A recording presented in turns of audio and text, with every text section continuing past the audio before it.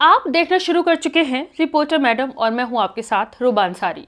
दोस्तों, जो संभल पुलिस कार्रवाई और एनकाउंटर को लेकर सुर्खियों में थी और योगी बाबा जिस पुलिस पर फूले नहीं समाते थे, उसी का एक बड़ा एनकाउंटर केस पूरी तरह से फर्जी निकला है और इसने योगी बाबा की पुलिस की कलई खोल कर रख दी है। एक तरफ जहां कोर्ट ने फर्जी एनकाउंटर केस में 13 पुलिस वालों पर एफआईआर दर्ज करने का आदेश दिया है, तो वहीं दूसरी तरफ योगी बाबा की पुलिस कैसे और कितनी फर्जी तरीके से काम करती है, इसकी भी बड़ी मिसाल सामने आई है।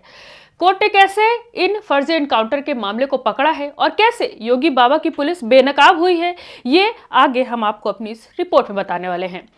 दोस्तों, योगी बाबा खुद को बुलडोजर बाबा कहलवाते हैं और अपराधियों को ठोकने की बात करते हैं।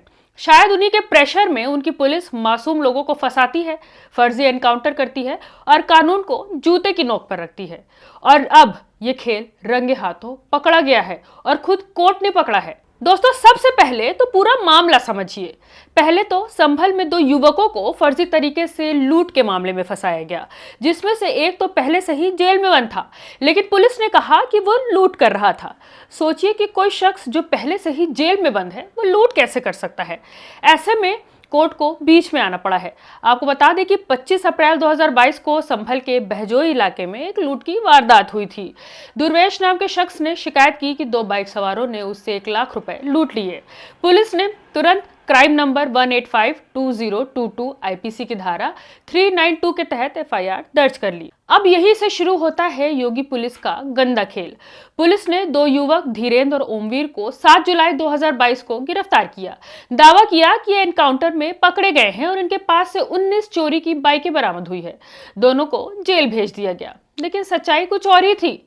धीरेन्द्र तो 25 अप्रैल को जेल में ही था। बुदौन जेल के रिकॉर्ड्स बताते हैं कि वो 11 अप्रैल से 12 मई तक जेल में बंद था।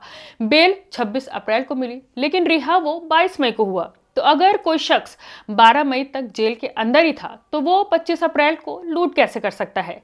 पुलिस ने फर्जी रिकवरी मेमो बनाए, दोनों को आदतन अपराधी बताकर फंसा दिया। और ये कारस्तानी किसी एक पुलिस वाले की नहीं थी, बल्कि इस पूरे खेल में सर्कल ऑफिसर से लेकर एक साधारण पुलिस वाला तक शामिल था।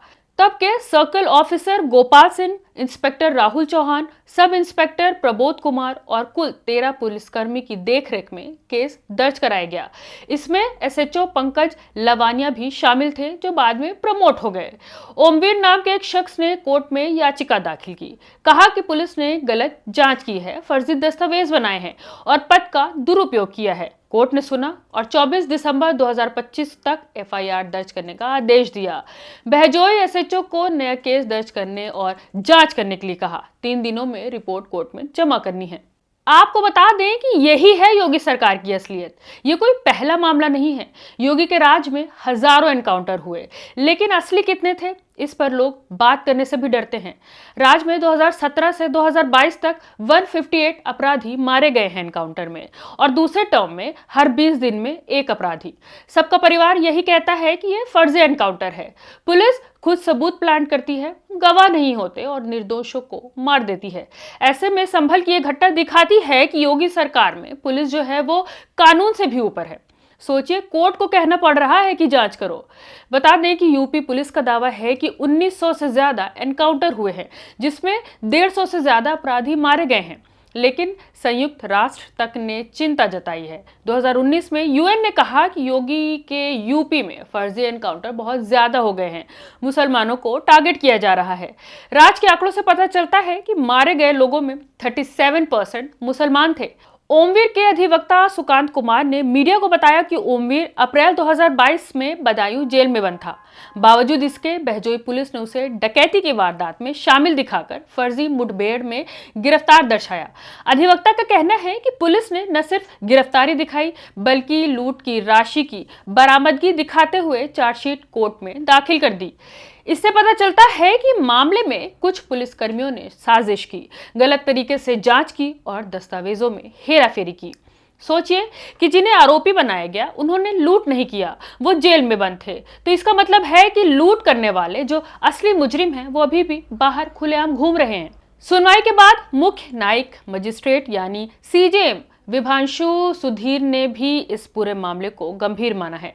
रिकॉर्ड को चेक करने के बाद उन्होंने कहा कि जिस दिन लूट की घटना दर्शाई गई उसी दिन आरोपी अन्य मुकदमे में जिला कारागार बदायूं में बंद था। ये तथ्य सामने आने के बाद मुठभेड़ की कहानी पर गंभीर सवाल खड़े हो गए हैं। उन्होंने 3 दिन के अंदर 12 पुलिसकर्मियों और एक अन्य सहित 13 के खिलाफ बहजोई थाने में एफआईआर दर्ज करने का आदेश दिया है। कोर्ट का आदेश आते ही पुलिस महकमे में हड़कंप मच गया है। मीडिया से बातचीत करते हुए बहजोई सीओ प्रदीप कुमार सिंह ने कहा कि हमें अभी तक कोर्ट का आदेश औपचारिक रूप से नहीं मिला है। मीडिया के माध्यम से जानकारी मिली है। संभल एसपी कृष्ण कुमार बिश्नोई ने कहा कि पुलिस कोर्ट के इस आदेश को आगे चुनौती देगी, जवानों पर एफआईआर दर्ज नहीं करेगी। वहीं पीड़ित ओमवीर ने कहा कि कोर्ट का फैसला न्याय संगत है। मुझे गलत तरीके से फंसाया गया था। मैं उस वक्त जब जेल में बंद था तो डकैती कैसे डाल सकता हूं। ओमवीर का दावा है कि उसको फंसाने में तत्कालीन बहजोई सीओ गोपाल सिंह का भी हाथ है। हालांकि कोर्ट ने सीओ गोपाल सिंह को राहत दी है। इस वक्त वो संभल में तैनात भी नहीं है, उनका ट्रांसफर कहीं और हो चुका है। ओमवीर का कहना है कि फर्जी मुठभेड़ में फंसाने को लेकर उसने कई बार पुलिस के वरिष्ठ अधिकारियों से थाना पुलिस की शिकायत भी की। एसपी से लेकर अन्य वरिष्ठ अधिकारियों के दफ्तरों के चक्कर भी लगाए, लेकिन उसकी किसी ने भी नहीं सुनी। थक हार कर उसने कोर्ट की शरण ली और कोर्ट का यह आदेश उसकी जीत है। आपको बता दें, वैसे तो योगी बाबा सरेआम मंचों से दावा करते हैं कि उनके राज्य में अपराध शून्य हो गया है और अपराधी प्रदेश छोड़कर भाग गए हैं। लेकिन जिस तरह से संभल का ये मामला सामने आया है, उसमें ये बात साफ हो गई है कि अपराधी खत्म नहीं किए जा रहे, बल्कि फर्जी लोगों को एनकाउंटर के नाम पर फंसाया जा रहा है। आपको याद होगा कि जब संभल मस्जिद के सर्वे में दंगा हुआ था तो 4 मुसलमान पुलिस की गोली से मारे गए थे और उस पर भी सवाल उठे थे, लेकिन इसके बाद पूरा मामला ठप हो गया।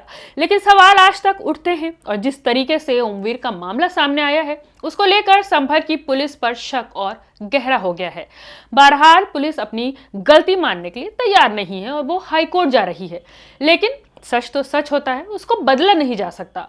उम्मीद है कि हाईकोर्ट का फैसला यही होगा और फर्जी एनकाउंटर करके प्रमोशन पाने वाले अफसरों पर इस बार शिकंजा कसेगा। पूरे मामले पर आपका क्या मानना है? आप अपनी राय हमें कमेंट के रूप में साझा कर सकते हैं। खबर सच्ची और अच्छी लगी हो तो लाइक और शेयर जरूर करें। मिलते हैं अगली खबर में, तब तक के लिए दीजिए इजाजत।